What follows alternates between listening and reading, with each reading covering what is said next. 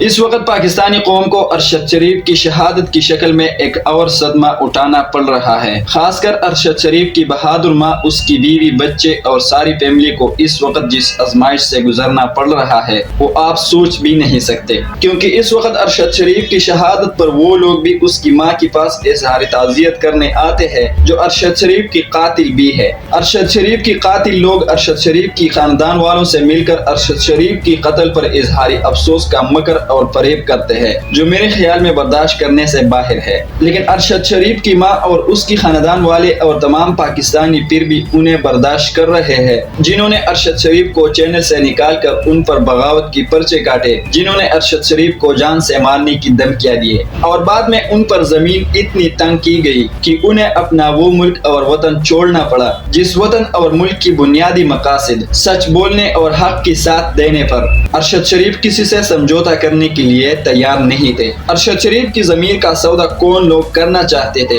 اور وہ کون تھے جن کی ہر قیمت اور معاوضہ ارشد شریف نے ٹکرا کر ان سے اپنی ملک اور اپنی ایمان کا سودا نہیں کیا، اور وہ کون تھے جو ان وجوہات کی بنا پر ارشد شریف کی پیچھے لگے رہے اور ارشد شریف ان سے لڑتے لڑتے اپنی جان بچانے پر مجبور ہوا، لیکن وہ پھر بھی اپنی ایمان، اپنی ملک اور اپنی قوم کی ترجمانی کے اوپر کسی سے کمپرومائز کرنے کے لیے تیار نہیں تھے۔ حتیٰ کہ ارشد شریف اپنا ملک تو چھوڑ گیا، لیکن انہوں نے اپنی ملک اور اپنی قوم کا ساتھ کبھی نہیں چھوڑا۔ ارشد شریف نے آخر دم تک حق کا دامن نہیں چھوڑا، یہاں تک کہ ان وجوہات کی بنا پر ارشد شریف دنیا بھی چھوڑ کر گئے، لیکن پاکستانی قوم ارشد شریف کی اس قربانی کو کبھی بھی نہیں بول سکتے، اور ارشد شریف کے خاندان والوں کو اس ملک اور اس قوم کی حقیقی آزادی کے لیے جن آزمائشوں سے گزرنا پڑا، تمام پاکستانی مل کر ان احسانات کا بدلہ ادا نہیں کر سکیں گے، بلکہ ارشد شریف اور اس کی خاندان والوں کو اس کی مرتبہ صرف وہی اللہ دے سکتا ہے جس اللہ نے اس وقت ان کو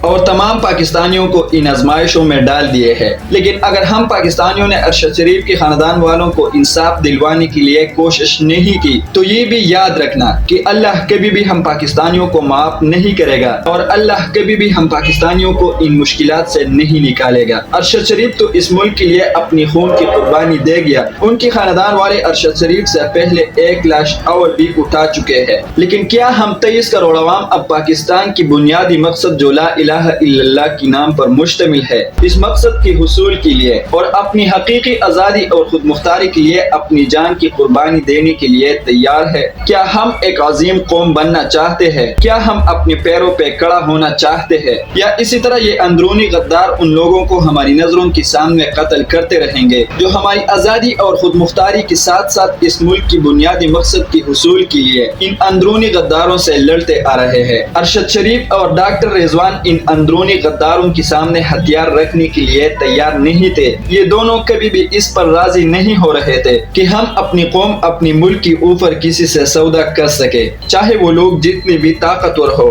اور ان کی سہولت کاری کا نیٹ ورک چاہے جتنا بھی مضبوط ہو۔ ہم اپنی ملک اور اپنی قوم کی خاطر اپنی جان تو دے سکتے ہیں، لیکن ان دنیاوی خواہش پرست سیاستدانوں اور ان کی خفیہ سہولت کاروں کے ساتھ ہم کسی بھی کمپرومائز کرنے کے لیے کبھی بھی تیار نہیں ہے۔ ارشد شریف اور ڈاکٹر رضوان نے اپنی ملک اور 23 کروڑ پاکستانیوں کے لیے اپنی جان کی قربانی دے کر اپنی ذمہ داریاں پوری کیے، لیکن ان دونوں کی شہادت ہم 23 کروڑ عوام پر سوالیہ نشان ہے کہ کیا ہم ان دونوں کی خاندانوں کو انصاف دلوانے کے لیے اپنی جان کی قربانی دینے کے لیے تیار ہے یا نہیں، جنہوں نے اپنی جان کی قربانیاں ہماری آزادی کے لیے دے دیے۔ امپورٹڈ حکومت اور ان کی سہولت کار ان دونوں کی شہادت کی ذمہ دار ہے، جو امپورٹڈ سرکار کے ساتھ اپنی ملک اور اپنی قوم کے اوپر اپنی ایمان اور ضمیر کی سودا کرنے کے لیے تیار نہیں تھے، جنہوں نے ان وجوہات کی بنا پر ان لوگوں کو قتل کیے۔ ہم ان تمام مظالم کا حساب ضرور لیں گے انشاءاللہ۔ اور وہ کون ہے